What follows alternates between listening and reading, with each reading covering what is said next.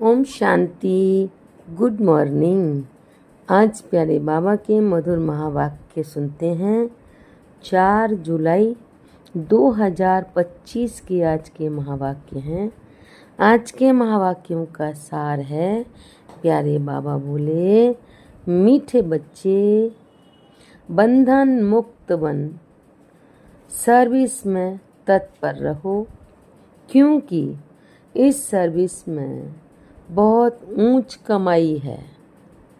21 जन्मों के लिए तुम वैकुंठ का मालिक बनते हो।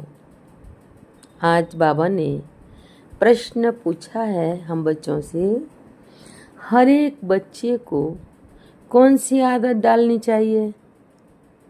उत्तर है मुरली की पॉइंट पर समझाने की। कौन सी आदत डालनी चाहिए? तो बाबा ने कहा मुरली की पॉइंट पर समझाने की। ब्राह्मणी टीचर अगर कहीं चली जाती है तो आपस में मिलकर क्लास चलानी चाहिए। अगर मुरली चलाना नहीं सीखेंगे तो आप सामान कैसे बनाएंगे? ब्राह्मणी बिगर मूझना नहीं चाहिए।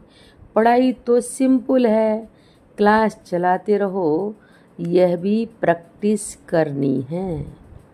आज बाबा ने गीत दिया है, मुखड़ा देख ले प्राणी जरा दर्पण में, देख ले कितने पुण्य है कितने पाप तेरे जीवन में, मुखड़ा देख ले दर्पण में। ओम शांति। बच्चे जब सुनते हैं तो अपने को आत्मा निश्चय कर बैठे और यह निश्चय करें कि बाप परमात्मा हमको सुना रहे हैं। यह डायरेक्शन अथवा मत एक ही बाप देते हैं, उनको ही श्रीमत कहा जाता है।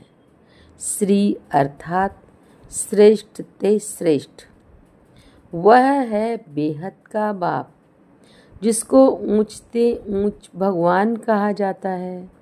बहुत मनुष्य हैं जो उस लव से परमात्मा को बाप समझते भी नहीं हैं। भल शिव की भक्ति करते हैं, बहुत प्यार से याद करते हैं, परंतु मनुष्यों ने कह दिया है कि सभी में परमात्मा है, तो वह लव किसके साथ रखें?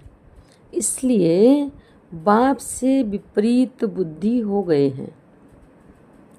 भक्ति में जब कोई दुख व रोग आदि होता है तो प्रीत दिखाते हैं, कहते हैं भगवान रक्षा करो। बच्चे जानते हैं गीता है श्रीमद् भगवान के मुख से गाई हुई, और कोई ऐसा शास्त्र नहीं जिसमें भगवान ने राजयोग सिखाया हो, वह श्रीमत दी हो। एक ही भारत की गीता है जिसका प्रभाव भी बहुत है। एक गीता ही भगवान की गाई हुई है। भगवान कहने से एक निराकार तरफ ही दृष्टि जाती है। अंगुली से इशारा ऊपर में करेंगे। श्री कृष्ण के लिए ऐसे कभी नहीं कहेंगे, क्योंकि वह तो देहधारी है ना। तुमको अब उनके साथ संबंध का पता पड़ा है, इसलिए कहा जाता है बाप को याद करो, उनसे प्रीत रखो। आत्मा अपने बाप को याद करती है। अभी वह भगवान बच्चों को पढ़ा रही है, तो वह नशा बहुत चढ़ना चाहिए और नशा भी स्थायी रहना चाहिए। ऐसे नहीं ब्राह्मणी सामने है तो नशा चढ़े, ब्राह्मणी नहीं तो नशा उड़ जाए। बस ब्राह्मणी बिगर हम क्लास नहीं कर सकते। कोई कोई सेंटर्स के लिए बाबा समझाते हैं, कहाँ से 5-6 मास भी ब्राह्मणी निकल जाती है तो आपस में सेंटर संभालते हैं, क्योंकि पढ़ाई तो सिंपल है। कई तो ब्राह्मणी बिगर जैसे अंधे लूले हो जाते हैं। ब्राह्मणी निकल आई तो सेंटर में जाना छोड़ देंगे। अरे बहुत बैठे हैं, क्लास नहीं चला सकते हो। गुरु बाहर चला जाता है तो चेले पिछाड़ी में संभालते हैं ना। बच्चों को सर्विस करनी है। स्टूडेंट में नंबरवार तो होते ही हैं। बाप दादा जानते हैं कहाँ फर्स्ट क्लास को भेजना है। बच्चे इतने वर्ष सीखे हैं, कुछ तो धारणा हुई होगी जो सेंटर को चलाएं आपस में मिलकर। मुरली तो मिलती ही है, पॉइंट्स के आधार पर ही समझाते हैं। सुनने की आदत पड़ी, फिर सुनाने की आदत पड़ती रही। याद में रहें तो धारणा भी हो। सेंटर पर ऐसे तो कोई होने चाहिए जो कहें, अच्छा ब्राह्मणी जाती है, हम सेंटर को संभालते हैं। बाबा ने ब्राह्मणी को कहाँ अच्छे सेंटर पर भेजा है सर्विस के लिए। ब्राह्मणी बिगर मूझ नहीं जाना चाहिए। ब्राह्मणी जैसे नहीं बनेंगे तो दूसरों को आप समान कैसे बनाएंगे, प्रजा कैसे बनाएंगे। मुरली तो सबको मिलती है, बच्चों को खुशी होनी चाहिए। हम गद्दी पर बैठ समझाएं। प्रैक्टिस करने से सर्विसेबल बन सकते हैं। बाबा पूछते हैं, सर्विसेबल बने हो तो कोई भी नहीं निकलते हैं। सर्विस के लिए छुट्टी ले लेनी चाहिए। जहाँ भी सर्विस के लिए बुलावा आए वहाँ पर छुट्टी लेकर चले जाना चाहिए।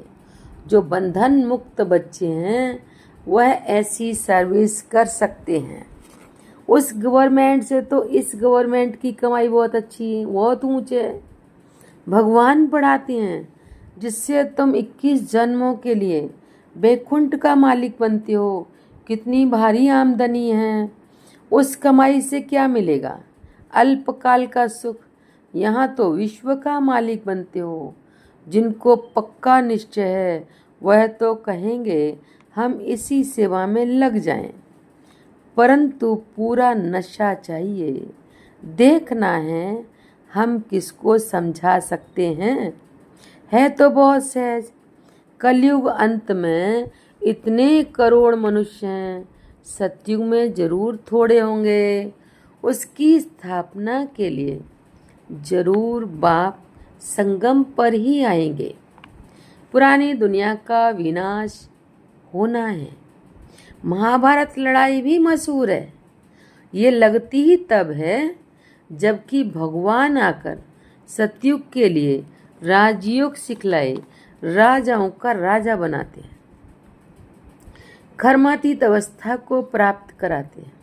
कहते हैं देह सहित देह के सब संबंध छोड़ मामेकम याद करो तो पाप कटते जाएंगे। अपने को आत्मा समझ बाप को याद करना यही मेहनत है। योग का अर्थ एक भी मनुष्य नहीं जानते। बाप समझाते हैं। भक्ति मार्ग की भी ड्रामा में नूंद है। भक्ति मार्ग चलना ही है, खेल बना हुआ है।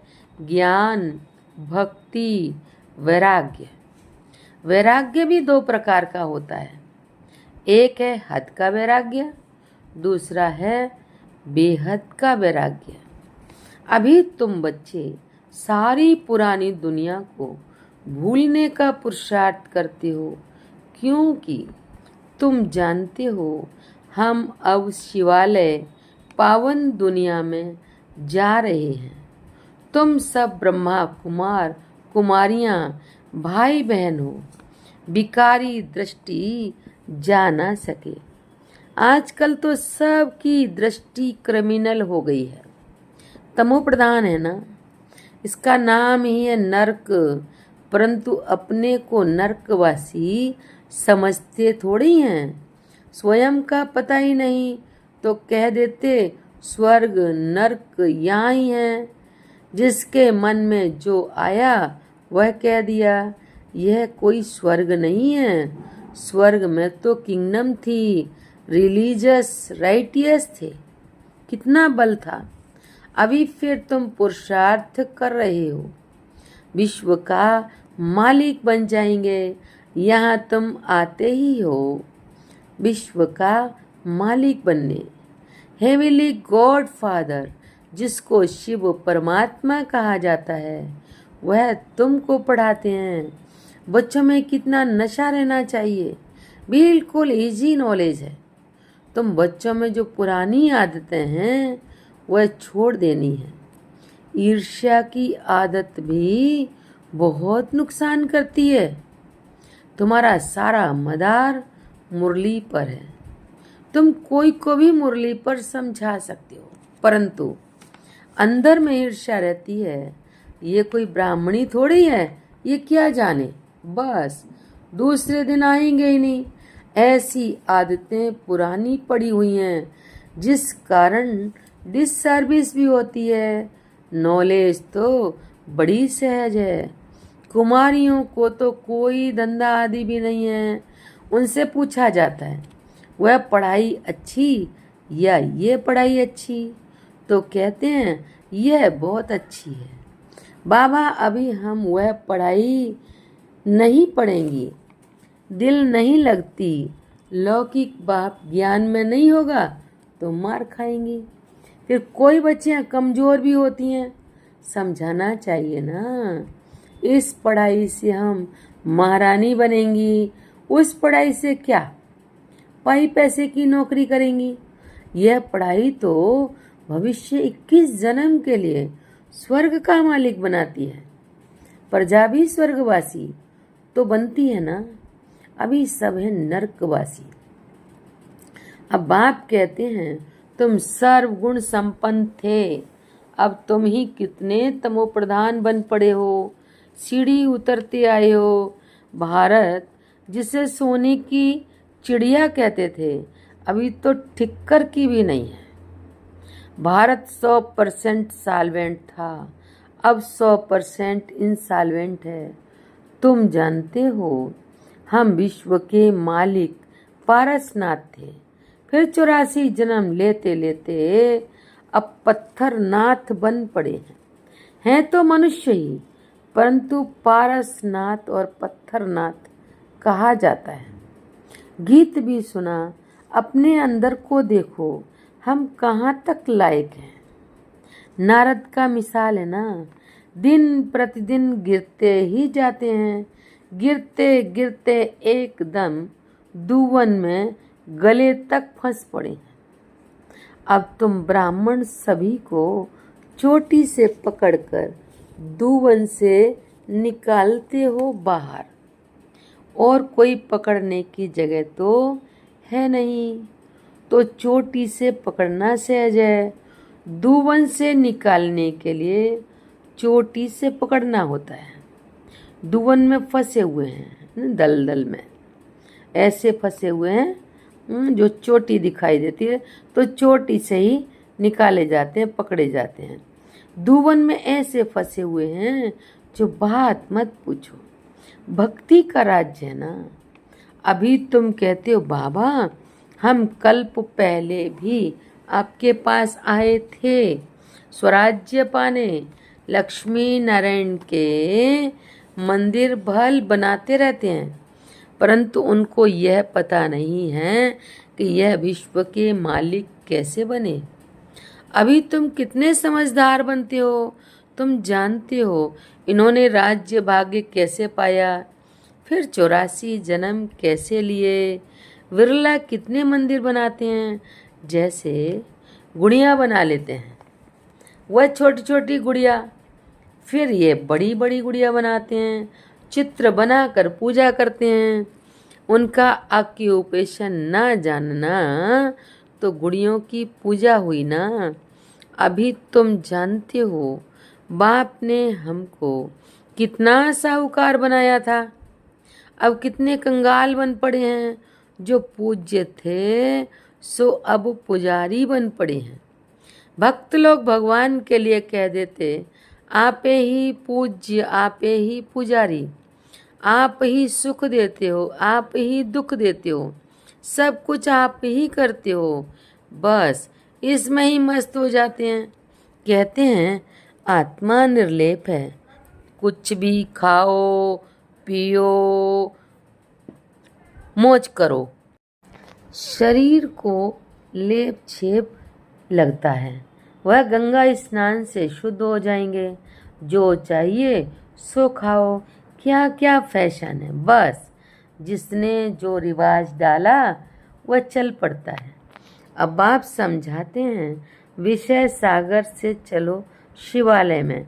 सतयुग को क्षीर सागर कहा जाता है, यह है विषय सागर। तुम जानते हो हम 84 जन्म लेते पतित बने हैं, तब तो पतित पावन बाप को बुलाते हैं। चित्रों पर समझाया जाता है तो मनुष्य सहज समझ जाएं। सीढ़ी में पूरा 84 जन्मों का वृतांत है। इतनी सहज बात भी किसको समझा नहीं सकेंगे तो बाबा समझेंगे पूरा पढ़ते नहीं हैं, उन्नति नहीं करते हैं। तुम ब्राह्मणों का कर्तव्य है भ्रमरी के मिसल कीड़ों को भू भू कर आप समान बनाना, और तुम्हारा पुरुषार्थ है सर्प के मिसल पुरानी खाल छोड़ नई लेने का। तुम जानते हो ये पुराना सड़ा हुआ शरीर है, इनको छोड़ना है। ये दुनिया भी पुरानी है, शरीर भी पुराना है, यह छोड़कर अब नई दुनिया में जाना है। तुम्हारी ये पढ़ाई है ही नई दुनिया स्वर्ग के लिए। यह पुरानी दुनिया खलास हो जाती है। सागर की एक ही लहर में सारा डावाडोल हो जाएगी दुनिया, एक ही लहर में डावाडोल हो जाएगी। विनाश तो होना ही है ना। नेचुरल कैलेमिटीज किसको भी छोड़ती नहीं है।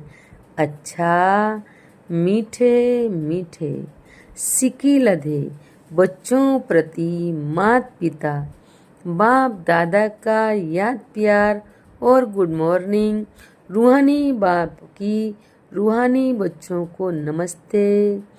हम रूहानी बच्चों की रूहानी बाप दादा को नमस्ते नमस्ते।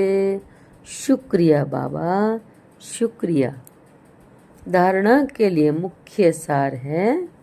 पहली पॉइंट, अंदर जो ईर्ष्या आदि की पुरानी आदतें हैं उसे छोड़ आपस में बहुत प्यार से मिलकर रहना है। ईर्ष्या के कारण पढ़ाई नहीं छोड़नी है।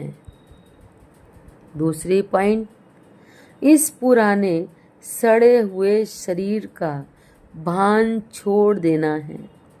भ्रमरी की तरह ज्ञान की भूं भूं कर कीड़ों को आप समान बनाने की सेवा करनी है। इस रूहानी धंधे में लग जाना है। आज का वरदान है मनसा बंधनों से मुक्त अतीन्द्रिय सुख की अनुभूति करने वाले मुक्तिदाता भव। स्पष्टीकरण है, अतीन्द्रिय सुख में झूलना यह संगम युगी ब्राह्मणों की विशेषता है, लेकिन मनसा संकल्पों के बंधन आंतरिक खुशी व अतीन्द्रिय सुख का अनुभव करने नहीं देते। व्यर्थ संकल्पों, ईर्ष्या, अलवेलेपन व आलस्य के संकल्पों के बंधन में बंधना ही मनसा बंधन है।